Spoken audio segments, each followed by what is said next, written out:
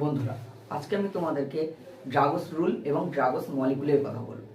দেখো, যে সমস্ত মৌল পর্যায় সারণীর থার্ড পিরিয়ড থেকে সেভেন্থ পিরিয়ড এবং যারা পর্যায় সারণীর গ্রুপ 13, 14, 15 এবং 16 এলিমেন্ট, তাদের যে কোনো কম্পাউন্ড বেসিক্যালি হাইড্রাইড কম্পাউন্ডগুলো যদি হয়, সেই কম্পাউন্ডের সেন্ট্রাল অ্যাটম বেসিক্যালি এই সমস্ত মৌল যাদের সেন্ট্রাল অ্যাটমে কমপক্ষে একটা লোন পেয়ার আছে, তাদের ক্ষেত্রে কোনো হাইব্রিডাইজেশন থাকে না বা তাদের হাইব্রিডাইজেশন বলার কোনো দরকারই হয় না।